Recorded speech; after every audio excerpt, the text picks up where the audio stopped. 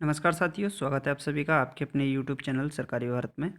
दोस्तों, आज की इस वीडियो के अंदर हम बात करने वाले हैं एसएससी सीएचएसएल की भर्ती परीक्षा के बारे में। 2021 में जो परीक्षा हो रही है, जो आपकी पोस्टपोन हो गया था एग्ज़ाम, 4 अगस्त का फर्स्ट शिफ्ट का पेपर हुआ है अभी-अभी। और इस पेपर में कौन-कौन से क्वेश्चन पूछे गए हैं, किस टाइप के क्वेश्चंस आए हैं। पेपर के लेवल की बात करें तो पेपर का लेवल जो है आपका ईजी टू मॉडरेट लेवल रहा है। हाँ, 7-8 सवाल ऐसे थे कुल मिलाकर टोटल पेपर के अंदर देखा जाए तो थोड़ा सा कैलकुलेटिव थे मैथ के अंदर। ठीक है, बाकी पेपर में कुछ था नहीं और करंट अफेयर भी आपकी न्यू ही पूछी गई है।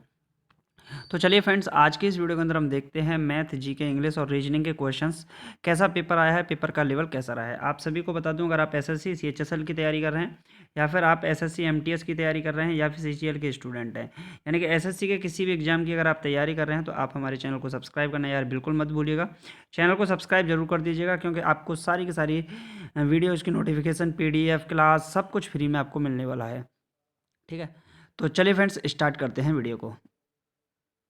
दोस्तों, पहला सवाल आपके सामने है और पहला सवाल है मैथ का। क्या है, इस टाइप का सवाल पूछा गया है। एक संख्या को 3:2 के अनुपात में विभाजित किया जाता है।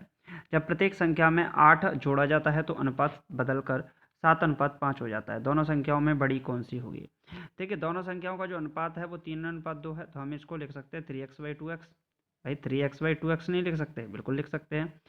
प्रत्येक संख्या में 8 जोड़ दिया जाए तो 8 हमने ऊपर नीचे जोड़ दिया तो अनुपात कितना हो जाता है, बदलकर 7:5 यानी 7/5 हो जाता है। क्रॉस मल्टीप्लिकेशन करेंगे तो 5 का गुणा 3 से करेंगे तो 5 दिया 15x, और 5 का 8 से करेंगे तो 8 पंजे 40, बराबर में 7 दूनी 14x, और ये कितना होगा 7 8 56। 14x को अगर इस टाइप में लेकर आएंगे तो सिर्फ बचेगा 15x में से 14x गए तो x, और 56 में से 40 को घटाएंगे तो कितना बचेगा 16। यानी कि x की वैल्यू कितनी निकल कर आ गई, x की वैल्यू जो निकल के आई है वो 16 निकल के आई है। दोनों संख्याओं में बड़ी संख्या कौन सी है, तो दोनों संख्याओं का अनुपात कितना है, 3:2। अगर x की वैल्यू 16 है तो 16 3 48 ये होगी, और 16 दूनी 32 ये होगी। तो दोनों संख्याओं में बड़ी कौन सी है, तो 48 संख्या जो है वो बड़ी है, ग्रेटर। तो 3 जो यूनिट है वो बड़ी होगी, यानी कि संख्या 48 बड़ी है। चलिए नेक्स्ट क्वेश्चन देख लेते हैं दोस्तों। नेक्स्ट क्वेश्चन क्या है, नेक्स्ट है कौशिक ने एक खिलौना 160 रुपये में खरीदा, इसे 180 रुपये में बेच दिया, प्रतिशत लाभ बताइए। कितना आसान सा क्वेश्चन पूछा गया है। Kaushik bought a toy for 160 rupees and sold it for 180 rupees. Rate of profit was percent में आपको बताना है। देखिए, अगर कॉस्ट प्राइस की बात करें तो इसकी कॉस्ट प्राइस कितनी थी, 160 रुपये थी। कितनी थी, 160 रुपया। अच्छा जी, 160 रुपये थी, इसको कितने में बेच दिया। सेलिंग प्राइस क्या है इसकी, 180 रुपये है। कितनी है, 180 रुपये। प्रतिशत लाभ बताइए, यानी कि परसेंट प्रॉफिट बताना है, प्रॉफिट परसेंट बताना है, प्रॉफिट परसेंट। तो प्रॉफिट परसेंट क्या होगा, आपको इस पर 20 का फायदा हुआ, क्या हुआ, 20 का फायदा। किस पर हुआ, 160, यानी कि सीपी पर ही होगा, इंटू 100% निकाल देंगे हम। 0 से गया 0, और 2 से गया ये 8 बार, 4 से काटेंगे तो ये जाएगा 2 बार, और 4 से ये जाएगा 25 बार, यानी कि 25/2। अगर हम प्रॉफिट परसेंट की बात करते हैं तो 25/2% आएगा, यानी कि कितना हो गया, लगभग 12.5% हो गया। कितना हो गया, 12.5% का इसमें क्या होता है, आपको प्रॉफिट होता है। क्या होता है, 12.5% का इसमें प्रॉफिट होता है।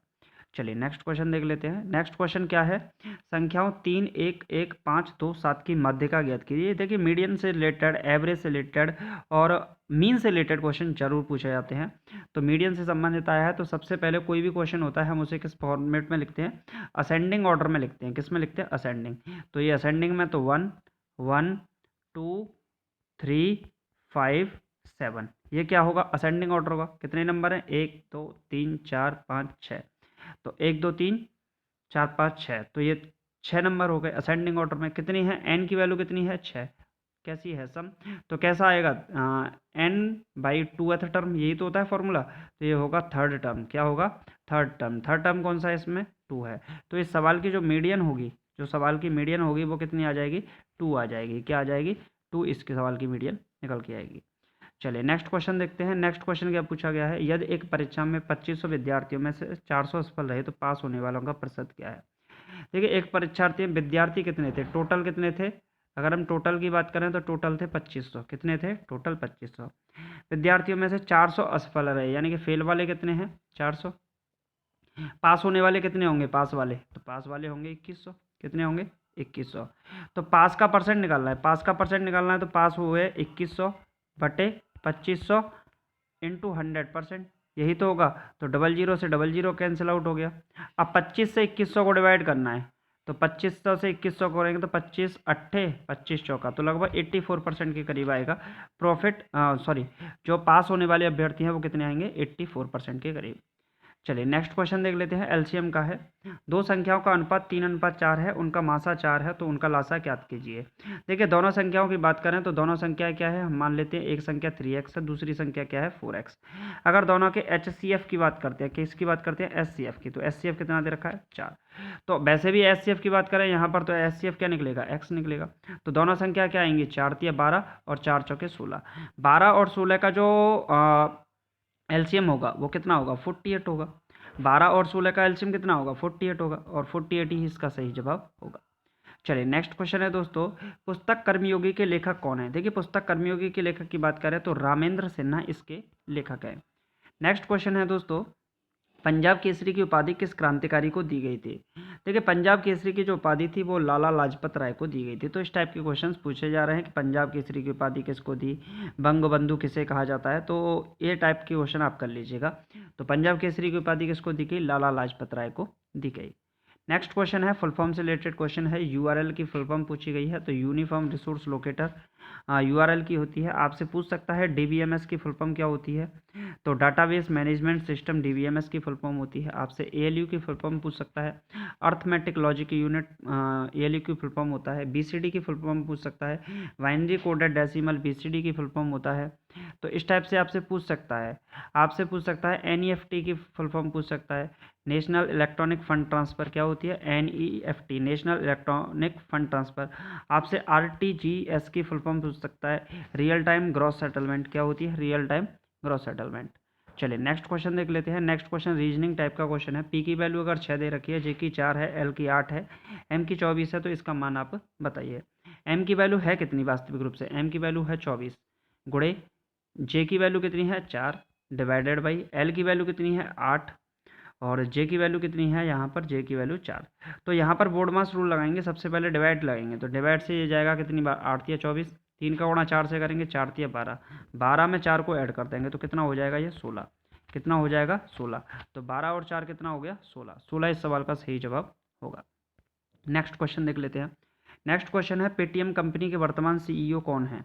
पेटीएम कंपनी के वर्तमान सीईओ कौन है, तो इसका सही जवाब है विजय शेखर शर्मा। क्या है, विजय शेखर शर्मा पेटीएम कंपनी के वर्तमान सीईओ हैं। नेक्स्ट क्वेश्चन देख लेते हैं। नेक्स्ट है प्रथम भारतीय महिला मिस यूनिवर्स कौन बनी थी। देखिए प्रथम भारतीय महिला मिस यूनिवर्स, एक तो होता है मिस यूनिवर्स और एक होता है मिस वर्ल्ड। क्या होता है, मिस वर्ल्ड ये होता है। तो जो मिस वर्ल्ड बनी थी ये तो बनी थी रीता फारिया। रीता फारिया पहली भारतीय महिला जो मिस वर्ल्ड का खिताब जिन्होंने जीता था रीता फारिया थी।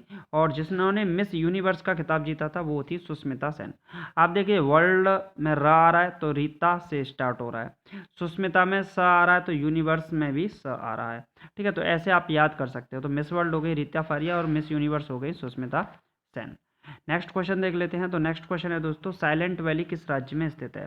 देखिए साइलेंट वैली किस राज्य में स्थित है, तो ये है केरल के अंदर। किसके राज्य के अंदर है, केरल के अंदर है। और केरल के जो मुख्यमंत्री कौन है, पिनरई विजयन है। कौन है, पिनरई विजयन केरल के मुख्यमंत्री हैं। और साइलेंट वैली इसी राज्य के अंदर स्थित है। यहाँ पर एक पेरियार नामक झील है, कौन सी है, पेरियार। तो आप लोग इसको भी याद रखिएगा, ये भी आपसे पूछा जा सकता है। चलिए नेक्स्ट क्वेश्चन देख लेते हैं। नेक्स्ट क्वेश्चन है आरबीआई की स्थापना कब हुई थी। आरबीआई की स्थापना की बात करें तो 1934 का अधिनियम था, एक्ट जो था 1934 का अधिनियम था। 1 अप्रैल 1935 को आरबीआई की स्थापना की गई और इसका जो कोलकाता में मुख्यालय था। लेकिन बाद में इसका 1937 में जो मुख्यालय है आपका मुंबई के अंदर स्थापित कर दिया गया। आरबीआई की फुल फॉर्म होती है रिजर्व बैंक ऑफ इंडिया। इसकी जो स्थापना हुई थी वो यंग हिल्टन कमीशन आयोग की सिफारिश पर इसकी स्थापना की गई थी। आरबीआई की स्थापना यंग हिल्टन कमीशन की सिफारिश पर की गई थी। चलिए नेक्स्ट अगर बात करें वर्तमान इसके अध्यक्ष एक तरीके से गवर्नर कौन है, तो शक्तिकांत दास इसके गवर्नर हैं। 4 इसके उप गवर्नर हैं। चलिए नेक्स्ट देख लेते हैं दोस्तों। नेक्स्ट है क्षेत्रफल की दृष्टि से सबसे छोटा केंद्र शासित प्रदेश कौन सा है? तो लक्षद्वीप 32 स्क्वायर किलोमीटर का है, क्षेत्रफल की दृष्टि से सबसे छोटा प्रदेश है। नेक्स्ट क्वेश्चन है दोस्तों, Hindustan socialist republican army HSRA की स्थापना दिल्ली में कहाँ पर हुई थी? तो फिरोजशाह कोटला मैदान पर। कौन सा? आपने सुना होगा फिरोजशाह कोटला मैदान। अब इसका नाम भी बदल दिया गया है, तो इसका नाम अब कर दिया गया है अरुण जेटली स्टेडियम। क्या कर दिया गया है? अरुण जेटली स्टेडियम इसका नाम बदल कर दिया गया है। और फिरोजशाह कोटला मैदान में ही Hindustan socialist republican army HSRA की स्थापना की गई थी दिल्ली के अंदर। नेक्स्ट क्वेश्चन है दोस्तों, नेक्स्ट क्वेश्चन क्या है? इनमें से कौन सी पुस्तक अब्दुल कलाम ने नहीं लिखी? देखिए कुछ क्वेश्चन दे रखे थे लेकिन आंसर आपका यही था, डिस्कवरी ऑफ इंडिया, भारत की खोज। ये पंडित जवाहरलाल नेहरू ने लिखी थी, भारत के प्रथम प्रधानमंत्री पंडित जवाहरलाल नेहरू, और यही भारत के विदेश मंत्री भी थे। मौलाना अबुल कलाम की आज़ाद की बात की जाए तो भारत के पहले शिक्षा मंत्री कौन थे? भारत के पहले शिक्षा मंत्री थे मौलाना अबुल कलाम आज़ाद। चलिए नेक्स्ट क्वेश्चन देख लेते हैं। नेक्स्ट क्वेश्चन है 1848 से 56 के बीच में, 1856 के बीच में भारत का वायसराय कौन था?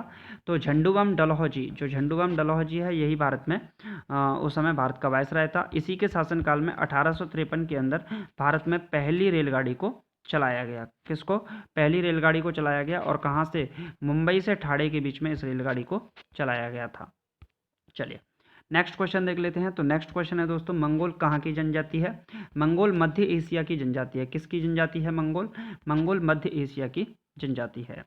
नेक्स्ट क्वेश्चन है दोस्तों, रीजनिंग टाइप से क्वेश्चन है। भार को अगर हम तराजू से रिप्रेजेंट करते हैं तो लंबाई को किससे करेंगे? ऑप्शन में फीता था, तो फीता इसका सही जवाब था।